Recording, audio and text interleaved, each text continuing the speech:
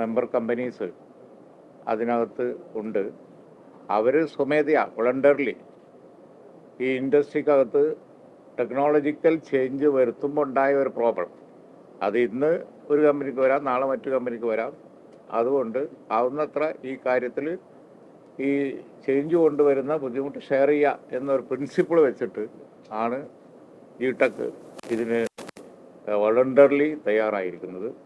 അപ്പോൾ core of ഹെൽത്തിൽ നിന്ന് പോകുന്ന ആവുന്നത്ര ആവുന്നത്ര ആളുകളെ ഇതിലെ ജിടെക്കിലെ കമ്പനീസ് എടുക്കും, അബ്സോർവ് ചെയ്യും. അതാണ് അതിൻ്റെ ഡീറ്റെയിൽസ് അവർ തന്നെ വിശദീകരിക്കും.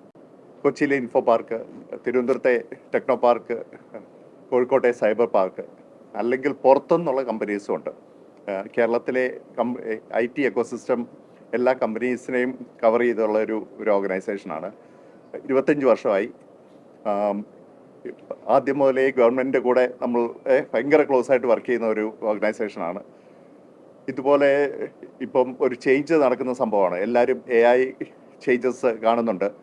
ഫോർ എക്സാമ്പിൾ മെഡിക്കൽ കോഡിംഗ് എന്ന് പറഞ്ഞ ഏരിയ ഇല്ലാതാവുകയാണ് ഈ AI വന്നതോടെ.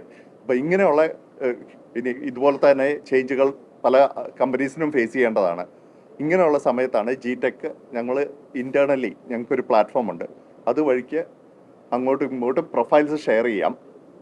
ഇപ്പം എവിടെയെങ്കിലും ലേ ഓഫ് ആകുന്നവരുണ്ടെങ്കിൽ അകത്തോട്ട് ഷെയർ ചെയ്താൽ ജിടെക്കിലെ ഇൻറ്റേർണൽ കമ്പനീസ് എല്ലാവരും ഹയർ ചെയ്യുന്നവരുണ്ട്. AI ചലഞ്ചസ് കൊണ്ടുവന്നിട്ടുണ്ട്, പക്ഷേ അത്രയും തന്നെ ഓപ്പർച്യൂണിറ്റീസും കൊണ്ടുവരുന്നുണ്ട്. അല്ലാതെ എല്ലാം മോശമാണെന്ന് പറയരുത്. ഈ ഓപ്പർച്യൂണിറ്റീസ് ആണ് നമ്മളെല്ലാം ഉപയോഗിക്കാൻ നോക്കുന്നത്. ആ സമയത്ത് we would need lot of people. അപ്പോൾ ഇങ്ങനെ പുതിയതായിട്ട് ഹയർ ചെയ്യുന്ന എല്ലാവരെയും ഇതിൻ്റെ അകത്ത് നിന്ന് തന്നെ എടുക്കാൻ നോക്കും.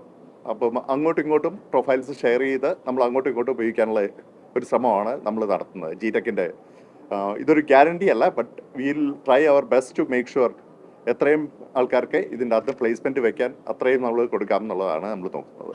അപ്പം ഈ ഡിസ്റപ്ഷൻ വരുമ്പോൾ ഏറ്റവും സ്മൂത്തായിട്ട് കേരളത്തിൻ്റെ പേര് പുറത്ത് എങ്ങനെ പോർട്രേ ചെയ്യുന്നത് ഇറ്റ്സ് വെരി ഇമ്പോർട്ടൻറ്റ്.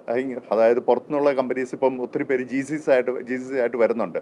ഇവരൊക്കെ സെർച്ച് ചെയ്യുമ്പം കേരളത്തിൻ്റെ IT ഇൻഡസ്ട്രിന്ന് സെർച്ച് ചെയ്യുമ്പോൾ നല്ല ന്യൂസുകൾ വരണം. അപ്പം അതിനുവേണ്ടി ജിടെക് ഏറ്റവും നല്ല ഇനിഷ്യേറ്റീവ് എപ്പോഴും എടുക്കാൻ നോക്കുന്നുണ്ട്. Will continue to do that action. കാരണം ഒരു ടെക്നോളജിക്കൽ ചേഞ്ച് അല്ലെങ്കിൽ മാറ്റങ്ങൾ വരുമ്പോൾ പ്രോബ്ലംസ് വരും കമ്പനികൾക്ക്. പക്ഷേ അതൊരു സ്ട്രെങ്ത്തായി എടുത്ത് അങ്ങോട്ടും ഇങ്ങോട്ടും ഷെയർ ചെയ്ത് നാളെ പിന്നെ കൂടുതൽ ഓപ്പർച്യൂണിറ്റീസ് ഉണ്ടാക്കാൻ വേണ്ടി ശ്രമിക്കുന്ന ഒരു കൾച്ചർ കേരളത്തിലുണ്ട് എന്നൊരു മെസ്സേജ് പോകുന്നത് വളരെ ഇമ്പോർട്ടൻ്റ് ആണ്. ഈ ഏരിയകളിലെല്ലാം പല അതാ പറഞ്ഞത് സ്കില്ലിങ് ആവശ്യം വരും എല്ലാ ഏരിയകളിലും. ഫോർ എക്സാമ്പിൾ ഇപ്പം AI പഠിക്കാത്ത ആൾക്കാർ നമ്മളെല്ലാവരും അവരെ സ്കിൽ ചെയ്യുന്ന പരിപാടികളുണ്ട്. ജിടെക് അതിനുള്ള കുറച്ച് പ്രോഗ്രാംസും ഉണ്ട്. ഫോർ എക്സാമ്പിൾ മ്യൂലേൺ എന്ന് പറഞ്ഞുകൊണ്ട് ജിടെക്കിൻ്റെ ഒരു പ്രോജക്റ്റ് ഉണ്ട്. പലരും കേട്ട് കാണും. മ്യൂലേൺ വഴിക്ക് ഞങ്ങൾക്ക് ഈ കോളേജസ് ആയിട്ട് 65,000 സ്റ്റുഡൻസ് അവരെ കണക്റ്റഡ് ആണ് ഓൾറെഡി. അപ്പോൾ ഇങ്ങനെ ഈ മ്യൂലേൺ പോലെയുള്ള പ്ലാറ്റ്ഫോംസ് വഴിക്ക് നമ്മൾ അപ്സ്കിൽ ചെയ്യാൻ നോക്കും. ഞങ്ങൾ ഇപ്പം ഇങ്ങനത്തെ പ്രോസസ്സ് സ്റ്റാർട്ട് ചെയ്തിട്ടേ ഉള്ളൂ. അപ്പം നമ്മുടെ ഇനിഷ്യലി ഇത് തന്നെ നമ്മൾ ഓൾറെഡി സെയിം ഏരിയയിൽ വർക്ക് ചെയ്യുന്നവരുമായിട്ട് നമ്മൾ സംസാരിച്ചു. അപ്പം അതുവഴിക്ക് നമ്മൾ വി തിങ്ക് അത് കുറച്ചും കൂടെ നമ്മൾ ഇത് വർക്ക് ചെയ്തിട്ട് നമ്മൾ പറയാം, അപ്ഡേറ്റ് ചെയ്യാം എത്ര വരാം. സ്കിൽ അപ്ഗ്രഡേഷൻ ഇവിടെ ഇന്നത്തെ ഒരാവശ്യമാണല്ലോ. അപ്പോൾ കൂടുതൽ ആളുകളെ ഈ ഫീൽഡിന് എടുക്കാൻ കഴിയും എന്ന് തന്നെയാണ് അവർ കരുതുന്നത്. അതുകൊണ്ട് മോശമില്ലാത്ത നമ്പർ പറ്റും. എല്ലാവരും ഇതിന് വന്നോളണമെന്നില്ലല്ലോ, ഓപ്പർച്യൂണിറ്റി വേറെയും കാണുമല്ലോ. അപ്പോൾ ഇറ്റ് ഡിപ്പെൻസ്. അല്ല, ഇത് ട്രെൻഡ് അല്ലല്ലോ, ഇത് ഒരു റിയാലിറ്റിയാണ്. റിയാലിറ്റി എന്ന് പറയുമ്പോൾ ഈ കോറോ ഹെൽത്തിൽ വന്നതിനെ പറ്റി അല്ല ഞാൻ പറയുന്നത്. കോറോ ഹെൽത്തിൽ വന്നത് സ്പെസിഫിക്കായിട്ട് എന്താണ് എന്നുള്ളത് വിശദമായിട്ട് പരിശോധിച്ചിട്ട് അവരുടെ ഈ ഒരു പിരിച്ചുവിടലിന് എന്താ കാരണം എന്ന് പറയാൻ പറ്റുള്ളൂ. പക്ഷേ എല്ലാ കമ്പനികൾക്കും ചെറിയ പ്രശ്നങ്ങൾ വരാം. കാരണം ടെക്നോളജി ചേഞ്ച് ചെയ്യുമ്പോൾ AI വരുമ്പോൾ പ്രശ്നങ്ങൾ വരാം. അപ്പോൾ പക്ഷേ ഒരു ഭാഗത്ത് പ്രശ്നങ്ങൾ വരുമ്പോൾ മറുഭാഗത്ത് ഓപ്പർച്യൂണിറ്റി ഓപ്പൺ ചെയ്ത് വരുന്നതാണ് ടെക്നോളജിയുടെ പൊതു സ്വഭാവം. സമയമെടുക്കും, പക്ഷെ ആ ഒരു പ്രോസസ്സിൽ ചെറിയ പ്രയാസങ്ങൾ വരും. ആ പ്രയാസം ചുരുക്കാൻ വേണ്ടിയാണ് ജിടെക് പോലുള്ള ഒരു സംഘടന ഇപ്പോൾ രംഗത്ത് വന്നിരിക്കുന്നത്. ഡെഫിനറ്റായിട്ട് ഫോളോ അപ്പ് ചെയ്യും.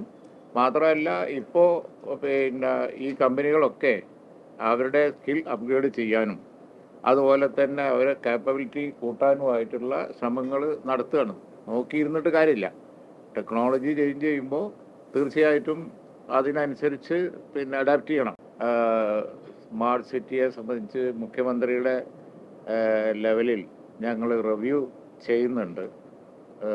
എങ്ങനെയാണ് മുന്നോട്ട് പോവേണ്ടത് എന്നുള്ളത്.